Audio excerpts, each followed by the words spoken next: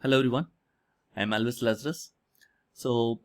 In today's session, I'm going to share insights on how to unlock the full potential of your logistics business. So in the previous keynotes, we talked about the changing customer behavior, to be precise, the positive change in customer behaviors, which is fueling the digitalization of global logistics.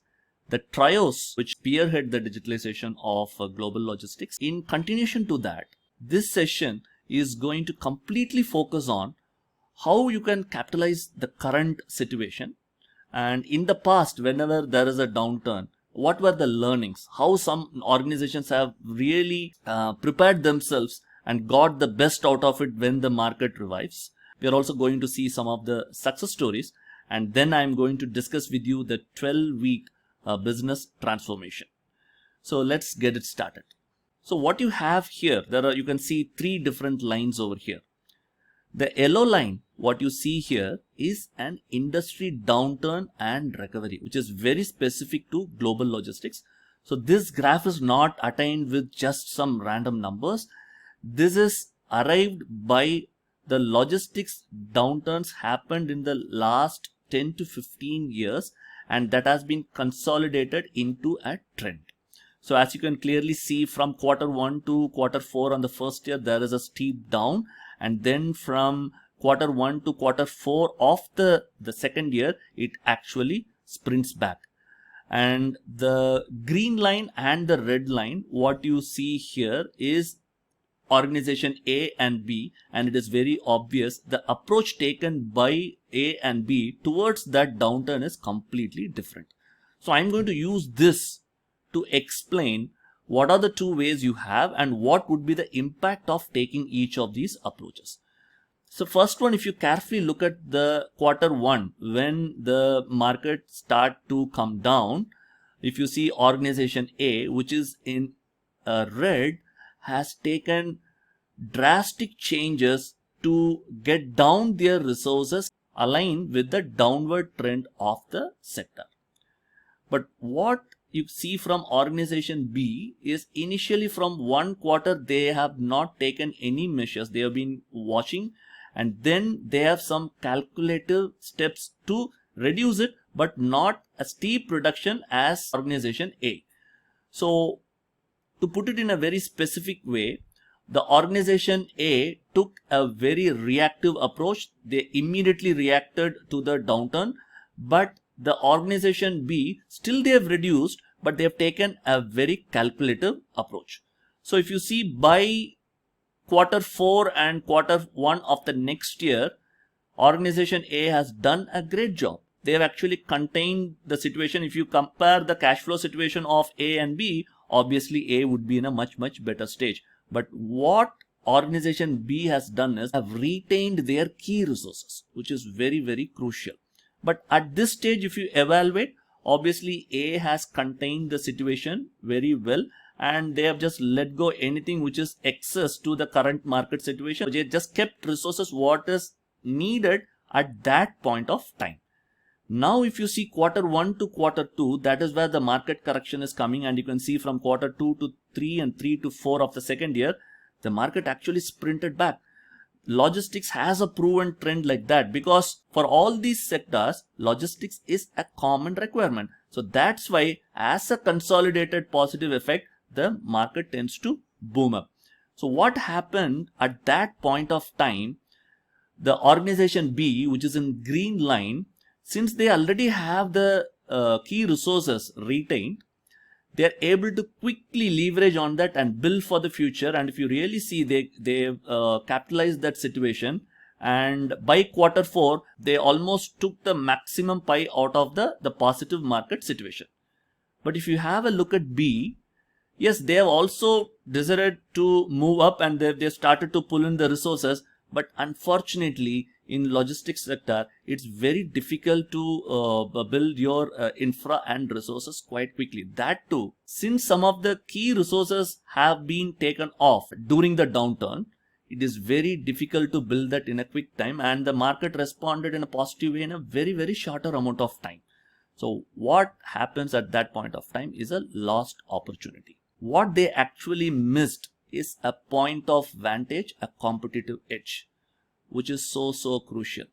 So organization B attained a point of vantage in that market they operate such that they have an competitive edge, and from here on they are going to completely capitalize the situation, and organization A is not going to catch up with organization B.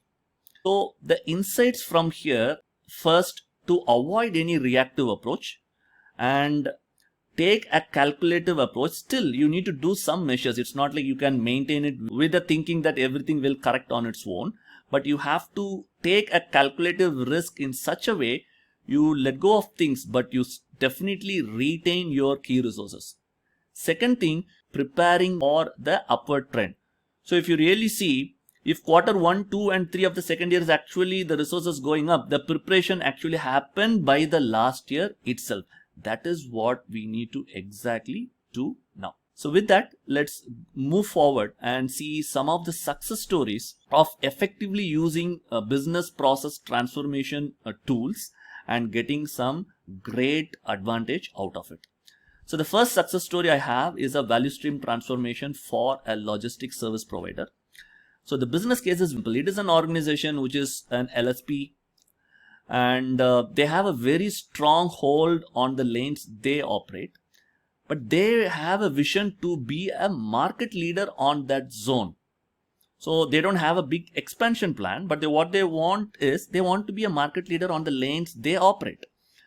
But the biggest problem they face is, though they have a great business development team which takes in a lot of new businesses, the exit rate of client and margins are really bad. So using value stream mapping as a tool, so to give a quick brief of what is a value stream mapping tool, it is the only tool available part of process excellence which completely maps your physical product flow as well as your information flow. When I say information flow, it is in terms of all the communication involved in your day-to-day operations. So using a value stream map, we were able to document the end-to-end of the business, and the outcome of this VSM tool gives us a clear indication of unhealthy business practices prevailing across many business partners, impacting the growth. This is one of the key reasons why the margins were very less. Not just that, the exit rate of clients were very high. There were huge leakages impacting the bottom line of the organization, which is, when I say leakage, it is an indiscipline or it could be some malpractices. Because of that, there are a lot of leakages which is impacting the organization. In a nutshell, the inflow is great, but the execution is really bad. So that is the opportunity which, by fixing, we can take this organization to the next level. So the approach is using again the value stream map and the unit economic study, which will just knock down the complete operations at each stage and come up with what is the unit cost spent at each and every step of the business to really pinpoint the issues within the business. And using this 6 months transformational project and stabilization of the process, the process standardization lead to a capacity increase of 32%, which is really a great number. And the margins have increased on their major lanes by 18% within a matter of just 6 months. The overall exit rate of clients have been completely reduced to 0 for the next 3 to 4 quarters where we were measuring this project. That is a great results. So the actual crux of the good thing what has happened here is knocking down the issue and finding the root of the issue to fix it in such a way that you are getting the benefits in a quick time. And I want to also touch base one salient feature of value stream map. It's not like you need to wait till the end to reap the benefits. So whatever the results I have given, these are all the end results. We have identified more than 25 quick wins. That is done right from the day we started mapping the process itself. We started identifying quick wins. So what is a quick win? There is no need of big capital involved. There is no need of big effort involved in implementation. It is a small fix and a greater benefit. So value stream map is capable of getting you the quick wins as well in no time. So with that note, let me move on to the second success story, which is a growth strategy for a third-party logistics provider. So here, the vision of the organization is to have an exponential growth, completely in contrast with the first success story which I have just said. And here the funding is not a concern. And even with a great market presence and a great feedback from their customers, they are not able to spearhead growth. That is the business case. So the opportunity is realized by using a set of tools. First, we have used a dipstick study and benchmarking. So dipstick study is like, as by the name, dipstick. Rather than spending time and analyzing the complete business, we will pick some specific business areas which are very crucial, measure them to see are there any gaps. And we also did a benchmarking study comparing the performance of the organization with that of the market leaders in that sector they operate. Both of these didn't yield any results because benchmarking, the organization was really doing good in terms of the numbers, in terms of the performance, and dipstick study also didn't yield anything. Finally, we used Kano model to map what is the expectations from the customer. That surfaces the key issues in the organizations, which is nothing but the complete service portfolio is missing a lot which is expected from the customers. What that means is there is a big pie expected from the customer, but your service portfolio itself is offered only for the 50%. That means that 50% is a missed opportunity. So keeping this as an insight, we moved ahead forward and used the approach which is two-pronged. One is digitalization, enabling the growth, and the second one is a refreshed service portfolio. The specific reason why digitalization is put as the first priority is as per the Kano model. And that's the reason we put that as one of the top priorities of the organization. By doing these two growth strategies, a 5 months of project and 2 months of stabilization, the growth rate has improved by 48%. So that is a great achievement in terms of expansion. But this great number was possible because we leverage on the brand value this organization has acquired over years, and we need to give the complete credit to them. And second one is business growth of 23% from existing clients, which is great. That means we were able to upsell using those service portfolio and digitalization, and we are able to get a very good return on investment on the digitalization in no time. And third one, which is absolutely exciting number, 25% of the new clients are previously lost deals. And as you all know, in logistics sector, once you miss the deal, it is very difficult to get a customer back. But since the service portfolio get a complete refresh, that gave the edge to this organization to get back some of the lost customers. So here as well, we had a lot of quick wins identified from the first week of this business process transformation. Now I'm going to quickly take you through the 12-week business transformation, and I'm sure you would have seen the process framework in detail. But today I'm going to explain you how this 12-week engagement model is going to. So by September we start, and the first 3 weeks, what we are going to do is, how is my business performing today? If you really ask me, out of all this 12-week exercise, getting a clarity of how is my business doing today is the most crucial piece, because if we couldn't document and validate how I am doing now, good or bad, it is very difficult to take the step 2, which is analyzing and improving the same.